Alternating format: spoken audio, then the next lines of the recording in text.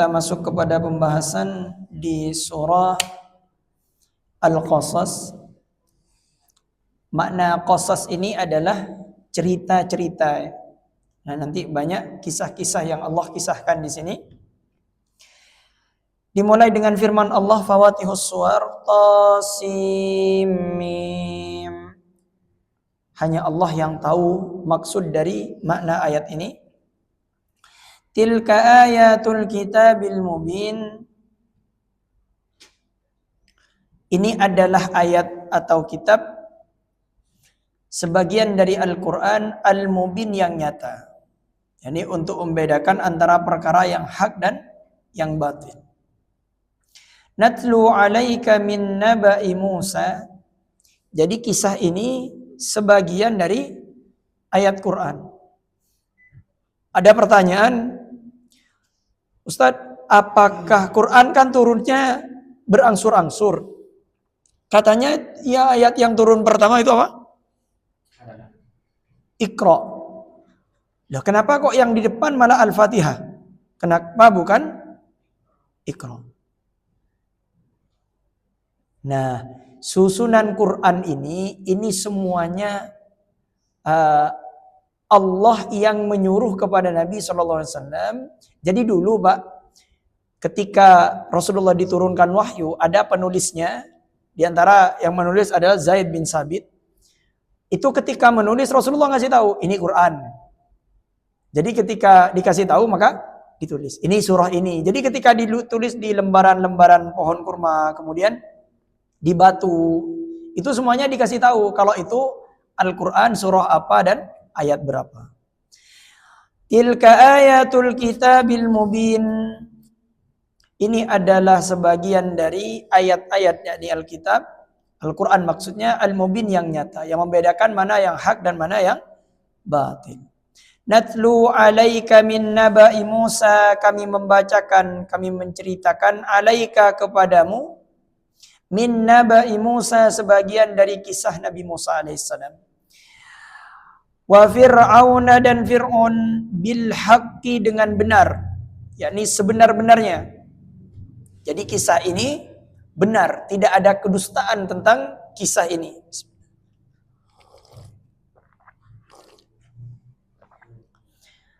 Inna fir'auna liqaumi yu'minun, bagi orang-orang yang beriman. Karena hanya merekalah orang yang dapat mengambil manfaat dari kisah ini. Kenapa kok sering dikisahkan di ayat-ayat yang lalu kita telah membahas tentang kisahnya Fir'aun ini? Nanti di beberapa banyak di ke belakang, di Al-Qamar nanti kita juga akan berjumpa bagaimana kisahnya Fir'aun. Kemudian di Quran surah An-Nazi'at kita akan bertemu dengan kisahnya Fir'aun lagi. Inna fir'auna, sesungguhnya Fir'aun ini, ala fil ardi, telah berbuat sewenang-wenang di bumi, berbuat zalim. Yang dimaksud di sini adalah di Mesir waktu itu, karena Fir'aun hidup di Mesir. Wa ja'ala ahlaha, dan menjadikan penduduknya syia'an, berpecah belah. Maksudnya berkhidmat kepada Fir'aun. Yastad'ifu ta'ifatan minhum, dengan menindas segolongan dari mereka, yakni dari kaum Bani Israel. Jadi yang ditindas oleh Fir'aun adalah dari kalangan Bani Israel. Apa di antara tindakan yang dilakukan oleh Fir'aun kepada Bani Israel? Di antaranya menjadikan mereka budak. Nah, setelah Fir'aun bermimpi bahwasanya akan digulingkan kerajaannya oleh anak laki-laki, maka sejak itulah yudzabbihuna abna'ahum, menyembelih anak-anak laki-laki mereka. Jadi yang baru dilahirkan kalau laki disembelih. Sering saya sampaikan ini, sekarang ini ada manusia yang lebih parah daripada Fir'aun. Kalau Fir'aun itu menyembelih anaknya orang, yang disembelih itu keluar dulu baru dibunuh. Makanya Bapak Ibu sekalian, kalau punya anak lebih baik dijaga sebelum terjadi. Kikirin, cek beki akan coba kayak laki cek beki. Oleh cek ustaz cek yang pada cinta apa kabin? Aman.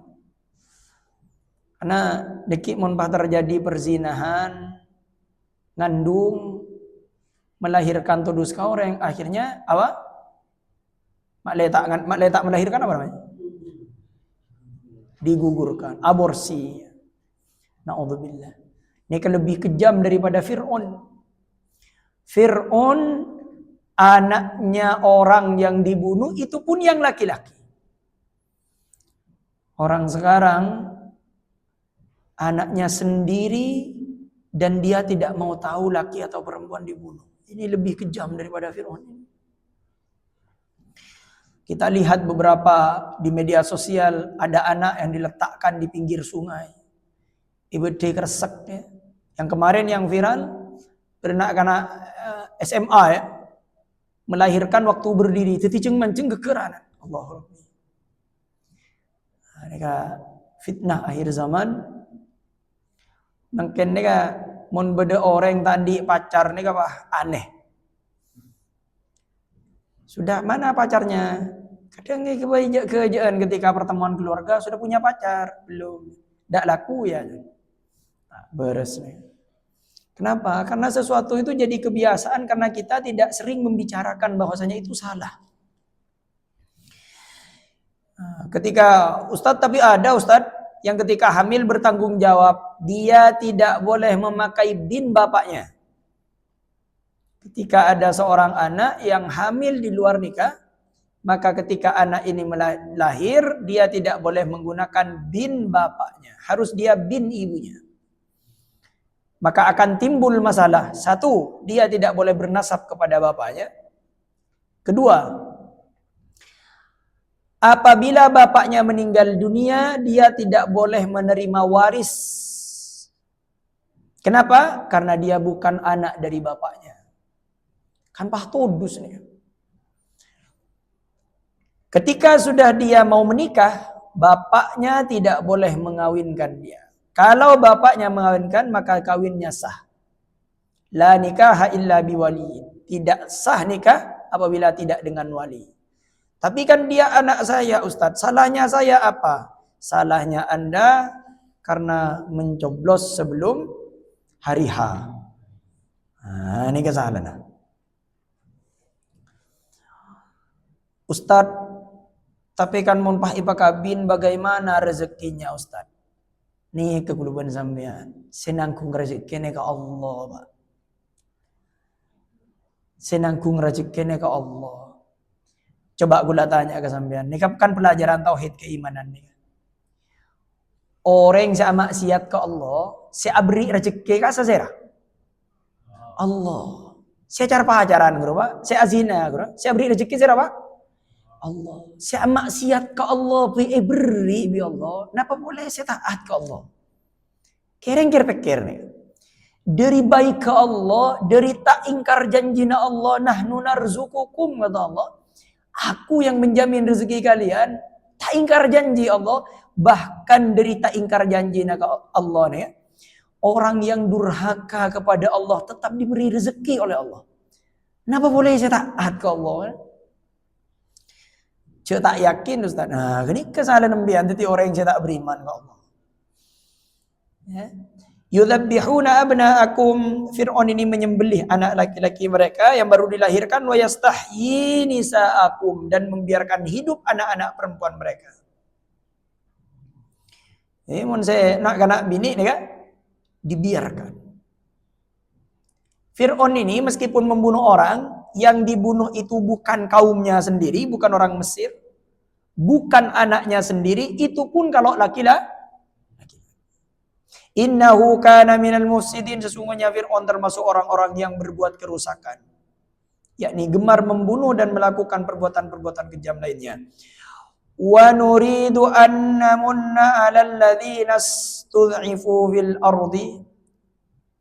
Dan kami hendak memberi karunia kepada orang-orang yang tertindas di bumi Mesir itu, wa naj'alahum a'immatan, dan hendak menjadikan mereka pemimpin, wa naj'alahumul warithin, dan menjadikan mereka orang-orang yang mewarisi kerajaan Fir'aun, wa numakkina lahum fil ardi, dan kami akan teguhkan kedudukan mereka di muka bumi, yakni di Mesir, wa nuriya fir'auna wa hamana wa junudahuma, dan akan kami perlihatkan kepada Fir'aun dan Haman beserta tentaranya, minhum apa makanu yahdharun, yakni apa yang mereka khawatirkan dari mereka itu, yakni tentang bayi yang akan lahir. Jadi mereka takut kalau nanti anak laki-laki itu lahir kemudian akan membunuhnya. Ternyata Allah membuatkan skenario yang indah. Kapan ada seseorang yang hamil, wa auhayna, dan kami wahyukan. Yang dimaksud ini diilhamkan ya, karena yang diwahyukan ini ibunya Nabi Musa, itu seorang perempuan, dia bukan nabi. Ila ummi Musa, kepada ibunya Musa.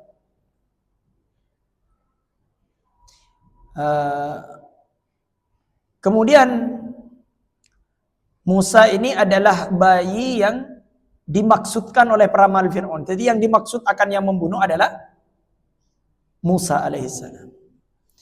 Dan tidak ada seorang pun mengetahui kelahirannya selain saudara perempuannya sendiri. Tidak ada. An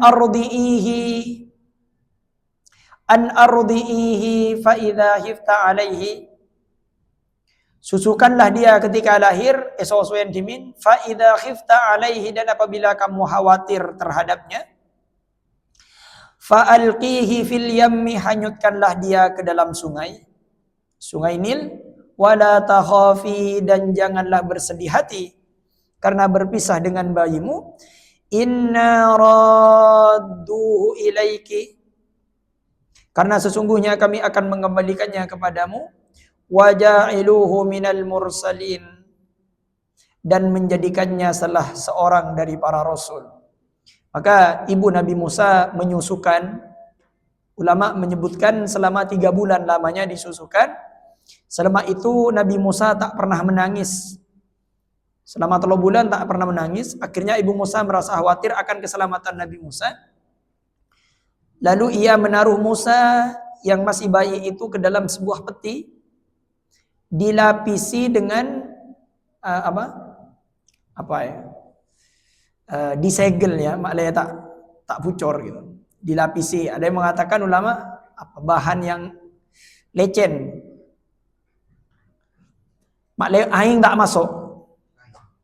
Ya, mun makin apa nyaman. Yelim lah, yelim dia, maknanya aing tak masuk ke dalam peti itu. Kapan dihanyutkan? Di malam hari dihanyutkan. Faltaqatahu ala Fir'aun, maka dipungutlah dia berikut petinya pada keesokan harinya, ala Fir'aun, oleh keluarga Fir'aun. Yang dimaksud adalah pembantu-pembantunya maksudnya di sini. Lalu peti itu diletakkan di hadapan Fir'aun dan Musa dikeluarkan dari peti. Dikala itu Musa sedang mengisap jempolnya. Jadi pada nak gini kan biasanya ngisap jempol. Dan dari jempolnya itu keluar air susu. Ini kecut memang aneh dari kiburi temu. Aneh. Ini keluar dari jarinya Musa, keluar air susu. Jadi mun 3 bulan kan pun bekerja nak kana nih kebuni pagi. Nih gini artinya sudah alihuli pun. Liyakuna lahum, yang akibatnya dia bagi mereka akan menjadi, pada akhirnya Musa akan menjadi aduan musuh, kelak akan membunuh kaum laki-laki mereka, wahazana, dan kesedihan karena akan menindas kaum wanita kepada mereka, menindas kaum wanita mereka. Inna fir'auna wa hamana, sesungguhnya Fir'aun dan Haman, yakni pembantu Fir'aun, Haman ini ke pembantunya Fir'aun, wa junudahuma kanu khati'in, beserta tentaranya adalah orang-orang yang bersalah. Artinya orang-orang yang durhaka. Wa qalat imra'atu Fir'aun, dan berkatalah istri Fir'aun dikala Fir'aun beserta para pembantunya sudah bersiap-siap akan membunuh bayi tadi. Jadi ketika pembantu dikasih tahu kepada Fir'aun, pahe-patena. Kemudian istrinya bilang, qurratu ainil li walak, katanya. Biji mata bagiku yang dan bagimu. La taqtuluhu, janganlah kalian membunuhnya. Asa ayyam fa'ana au nattakhidahu walada. Katanya istrinya, mudah-mudahan ia bermanfaat kepada kita atau kita ambil menjadi anak. Ya, katanya istrinya Musa, katanya istrinya Fir'aun, Allah kak jawab tengku mata nawa macam lep coran kate. Kan ya bes nyaman. Qurratu aini. Akhirnya Nabi Fir'aun dibiarkan. Wahum la yash'urun, sedangkan mereka tiada menyadarinya. Yani akibat dari perkara yang mereka dengan bayi itu. Wa asbaha fuadu ummi Musa farigha, dan hati ibu Musa menjadi kosong, tidak memikirkan lain dari bayinya. In kanat ladubdi bihi, sesungguhnya hampir saja ia menyatakan rahasia tentang Musa bahwa bayi itu adalah anaknya. Para ikebala pun. Kemudian laula arrabatna ala qalbiha, seandainya tidak kami teguhkan hatinya, yakni dengan kesabaran, litakuna minal mu'minin, supaya ia termasuk orang-orang yang percaya kepada janji Allah. Para ikebala. Wa qalat li ukhtihi qussihi, dan berkatalah ibu Musa kepada saudara perempuannya Musa bernama Maryam, qussihi, ikutilah dia, maksudnya buntutilah dia. Fabasurat bihi, maka kelihatanlah olehnya, yakni Musa, dia menguasai anjunubin, dari jauh. Wahum la yash'urun, sedangkan mereka tidak mengetahui bahwa dia adalah saudara perempuan dari bayi tersebut. Dan bahwasanya keberadaannya itu adalah untuk mengikuti jejaknya. Wa harramna alaihil maradi'a, dan kami cegah Musa menyusu min qablu, menyusu kepada perempuan-perempuan yang menyusukannya min qablu, sebelum itu. Maksudnya sebelum ia kembali berada di tangan ibunya, Allah Subhanahu wa taala mencegah Nabi Musa untuk menerima air susu perempuan-perempuan yang menyusui selain dari air susu ibunya. Faqalat, maka berkatalah ia, yakni saudara Musa, hal adullukum ala ahli baitin, maukah kalian aku tunjukkan kepada ahlul bait. Ketika dia melihat mereka menaruh rasa belas kasihan kepada Musa, yakfulunahu lakum, yang akan memeliharanya untuk kalian, yakni akan menyuisinya untuk mengurusnya, wahum lahu nasihun, dan mereka dapat berlaku baik kepadanya. Ya boleh. Akhirnya datang perempuan itu, ternyata ibunya Nabi Musa sendiri. Nah, ketika pada ibunya Nabi Musa mau menyusu. Nah, katanya Maryam kepada Fir'aun dan bala tentaranya dan kepada istrinya, ibu ini adalah orang yang bersih, yang harum. Jadi kalau Musa masih belum Musa, kalau anak ini diletakkan di rumahnya, insya Allah aman. Tapi tak ngucap insya Allah dulu, karena mau ngucap insya Allah beli pun Fir'aun.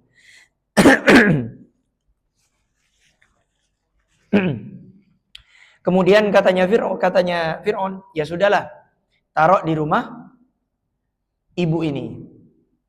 Kemudian ibunya Musa ini digaji setiap bulan. Ya Allah, inilah ketika Allah membuat skenario indah sekali. Anak yang akan dibunuh oleh Fir'aun ternyata oleh Allah dihantarkan ke rumahnya. Nyampe di rumahnya, Musa tak mau menyusu. Tapi ketika ditawarkan ibunya yang menyusui, ternyata mau. Setelah Nabi Musa dibawa, ibunya dapat gaji dari Fir'aun.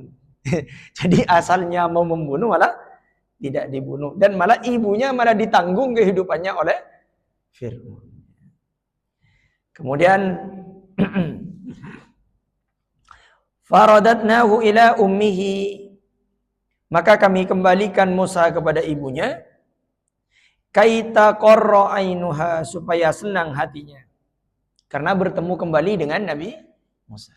Karena Allah berjanji kepada ibunya Nabi Musa di ayat sebelumnya, di ayat yang ke-7, wa auhayna ila ummi Musa an ardi'i, hanyutkanlah anakmu ke sungai. Fa idza hifta alaihi fa alqihi fil yammi wa la takhafi wa la tahzani inni radduhu ilaiki.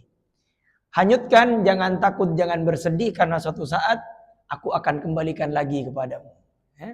Kemudian dihanyutkan, maka Allah menepati janjinya. Allah kembalikan Musa kecil kepada ibunya sendiri. Wala tahzan, dan tidak berduka cita, walita'lama anna wa'dallah, dan sesungguhnya ia mengetahui bahwa janji Allah itu hakun, adalah benar, walakinna aktsarahum la ya'lamun, tetapi kebanyakan mereka, yakni manusia, la ya'lamun, tidak mengetahui janji itu. Ya, Allah ini tidak akan pernah berdusta. Semua yang dijanjikan Allah pasti terjadi. Ada pertanyaan sekarang, Ustadz, mata masuk akal. Kadang ada orang begini, Pak. Dalam beragama, kita ini ada suatu hal yang tak masuk akal, kita harus imani. Nah, mungkin ada perbedaan pendapat ya, tapi saya terangkan ini. Syarat orang dihisab dan dihukum dan diberi pahala oleh Allah, itu syaratnya adalah orang berakal. Jadi tak mungkin kalau syarat orang berakal untuk mendapatkan pahala. Jadi misalnya berdiri ngabojeng tapi tedung, tak boleh pahala apa? Paham? Beda orang ngazina tapi tedung, tak boleh dosa. Kenapa? Karena orang yang tidur akalnya tidak ada. Beda tedung, bedudung matedung. Karena beda tedung, beda dung matedung. Dung matedung dosa. Jadi orang dihukumi berdosa apabila akalnya sudah nyambung plus sempurna. Nah, karena gini, Abi ini nyambung kan akalnya, tapi tak sempurna, masih belum balik. Jadi meskipun ada aku apa tak dosa. Paham? Nah, tapi mau ngecok tekan tak dosa, bokol. Jadi aturan agama itu masuk akal. Nah, cuman terkadang sesuatu itu lain dari keluar dari kebiasaan. Jadi bukan tak masuk akal, tapi tak kebiasaan. Biasanya kalau anak dimasukkan ke peti, kemudian dihanyutkan, itu biasanya mati. Tapi ini tidak biasa. Ini luar biasa. Apakah masuk akal? Masuk akal. Kenapa kok masuk akal? Karena yang berkehendak Allah. Semua mukjizat Nabi dan Rasul itu semuanya masuk ke akal. Contoh misalnya, makanya kemarin saya ngisi tafsir An-Naba. Ketika orang-orang kafir Quraisy itu bertanya masalah dihidupkannya kembali manusia, apakah betul ada hari bangkit Muhammad? Mereka tidak percaya. Katanya mereka tak masuk akal. Tak masuk akal. Kemudian oleh Quran itu dibantah pemahaman mereka. Sebenarnya bukan tak masuk akal. Cuman tidak jadi kebiasaan. Kalau masuk akal, masuk akal. Kenapa? Karena yang akan menghidupkan kembali itu dia yang dulu menghidupkan. Masuk akal enggak? Kalau saja Allah menghidupkan sesuatu yang tak ada, Allah bisa hidupkan, apalagi yang sudah ada tinggal dihidup. Makanya ketika di surah Yasin nanti juga ditemukan, mayyuhyil idhama wa hiya ramim, katanya. Muhammad, siapa yang akan menghidupkan tulang-tulang yang sudah rusak ini, yang sudah hancur ini? Maka oleh Allah dijawab, Muhammad katakan kepada mereka, kul yuhyihalladzi ansha'aha awwala, yang akan menghidupkan kembali adalah Adzat yang dulu menciptakan dia. Menciptakan saja bisa, apalagi menghidup. Paham ya? Jadi agama itu semua yang ada di Quran itu semuanya akal. Makanya sering Allah menyebutkan afala ta'qilun, afala tatadzakkarun. Apakah kamu tidak berpikir? Di mana akalmu? Ya? Paham? Ustadz, berarti tongkat Nabi Musa membelah lautan itu masuk akal? Masuk akal. Masa? Karena yang punya lautan siapa? Yang punya laut siapa? Allah. Jadi kalau yang punya berkehendak, ya karena terserah yang punya. Diterima kan di akal kan? Yang tidak masuk akal kalau Musa yang berkehendak itu tak masuk akal. Jadi terbelahnya lautan itu bukan karena kehendak Nabi Musa, tapi kehendak Allah. Maka semua mukjizat yang diberikan oleh Allah kepada Nabi dan Rasul itu semuanya masuk akal. Kenapa? Karena semua itu terjadi karena yang punya yang berkehendak. Kita ada yang dapat janji, Pak. Faham ya? Nah, maka ketika Nabi Muhammad SAW Isra Mi'raj, apakah tak masuk akal Nabi Muhammad Isra Mi'raj hanya hanya satu malam? Masa hanya setengah malam lah datang Nabi Muhammad? Kan tak masuk akal. Ini tak masuk akal. Tak jadi kebiasaan. Biasanya kan tak biasa ada orang melakukan perjalanan secepat itu. Tapi kalau pada akal masuk. Kenapa? Karena yang berkehendak memperjalankan itu yang punya alam semesta ini. Paham? Oke, baik. Walamma la ya'lamun, tidak mengetahui. Kebanyakan mereka aktsarohum la ya'lamun. Jadi Allah Subhanahu wa taala berjanji bahwasanya Nabi Musa akan dikembalikan kepada ibunya sendiri dan Allah menepati janjinya. Kemudian setelah Nabi Musa sudah selesai disusui agak besar, kemudian dikembalikan lagi kepada Fir'aun. Maka di ayat yang kemarin kita bahas di Quran surah Asy-Syu'ara ayat yang ke-18 itu, katanya Nabi Musa, katanya Fir'aun, Musa, kamu kok tidak tahu terima kasih? Sudah aku asuh kamu dari sejak kecil, ternyata kamu mau membunuh saya. Makanya ketika Musa bayi kecil sudah agak besar, sudah berhenti menyusui, itu dikembalikan lagi ke rumahnya Fir'aun.